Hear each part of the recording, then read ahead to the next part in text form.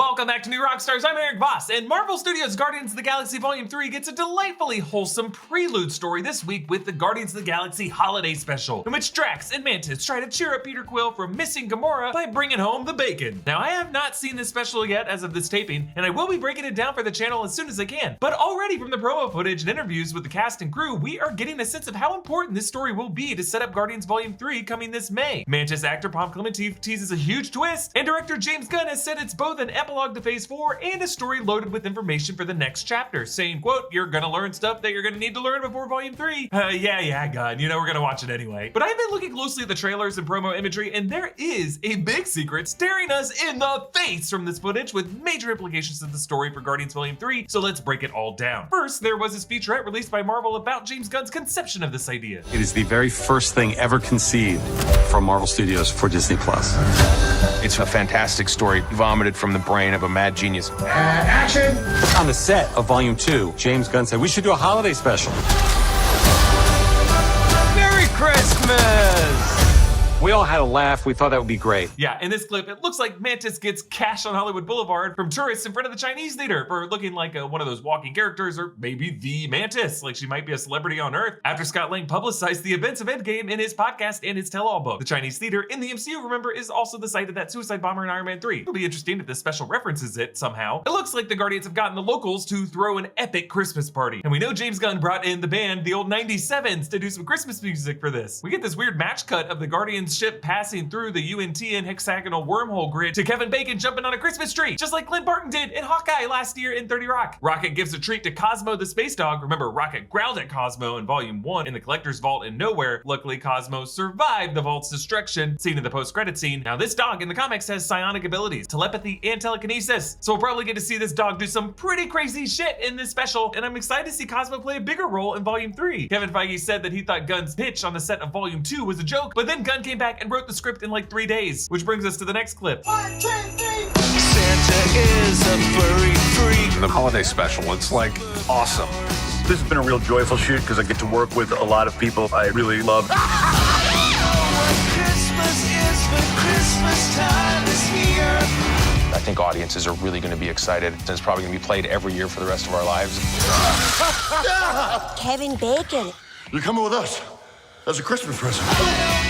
Yeah, this band singer that we see is actually Murray Hammond of the old 97s. And I'm pretty sure the lyrics that he's singing is Santa is a furry freak. And then later at the end of the song, I don't know what Christmas is, but Christmas time is here. This is all hilarious to me because it sounds like the Guardians and their friends don't really know what Christmas or Santa Claus really are. They're just figuring it out from stories they've heard from Peter Quill. Kind of like all the cultural references that they've learned from Earth is something that they've gotten a misconception of in their own heads. Kick names. Take ass. Yeah, that's right. And actually, fun fact, Santa Claus is technically Marvel canon, along with Alf. And remember, Groot established that as MCU canon by reading an Alf comic in the I Am Groot series. But the Groot we see in this series has much thicker build. Our man has been lifting. He is well past the scrawny teenage Groot from Infinity War and Endgame, and now he's looking more like a fitness bro in his early 20s. Now, there was one other clip released by Marvel of the moment Mantis and Drax come up with the idea to kidnap Kevin Bacon, followed by a moment later of Bacon seeing Mantis and Drax on the security camera. Maybe if we gave Peter a really wonderful Christmas gift, it would make him happy. What kind of present?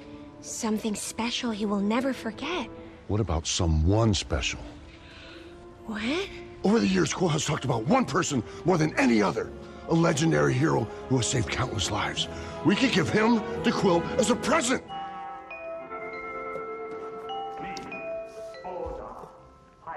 Yeah, can I help you? Yes. We're looking for the legendary Kevin Bacon. We're looking for the legendary Kevin Bacon. I just said that, Drax. Your voice is small and mousy. I think maybe he didn't hear you. He heard. He's Kevin Bacon. He's probably got great ears. I'm sorry, guys.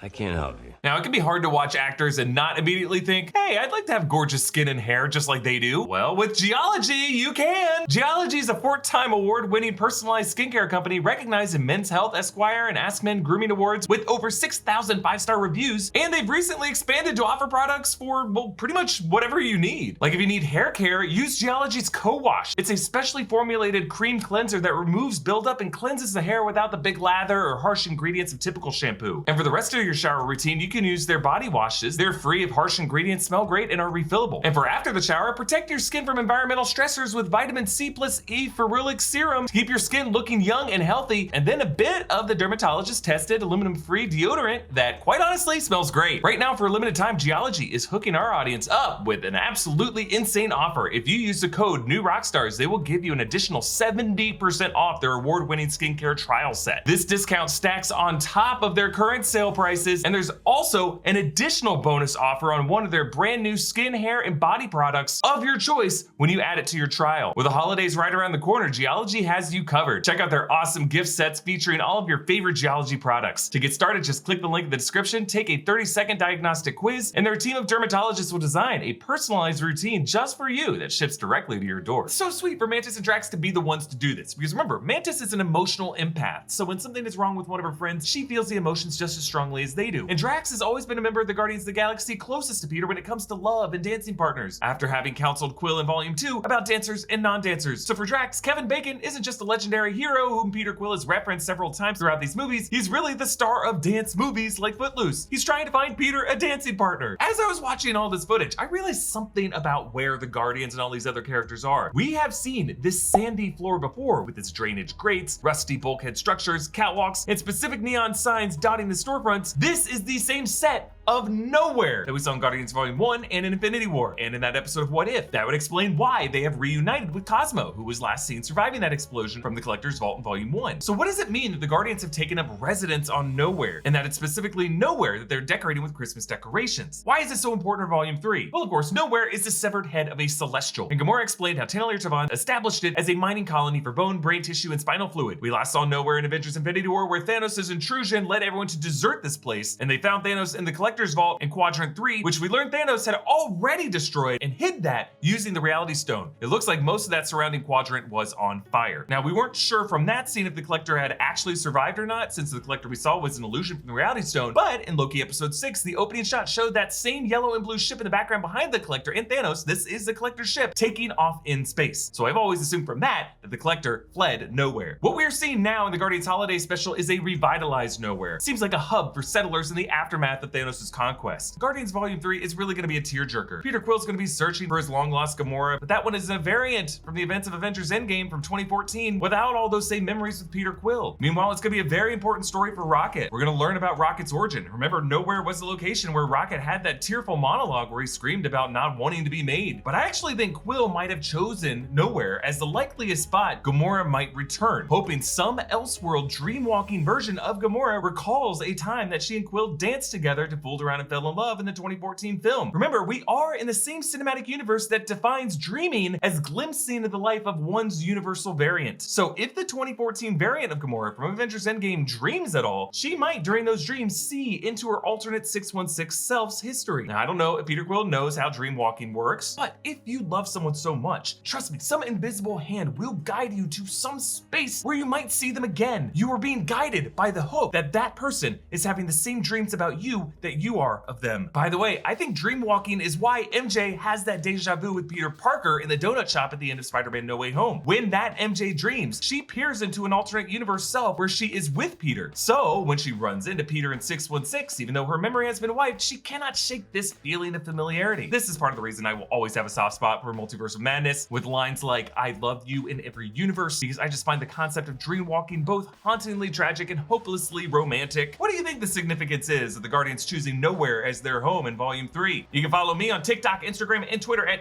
Erik Voss. Follow New Rockstars and subscribe to New Rockstars for more analysis of everything you love. Thanks for watching. Bye.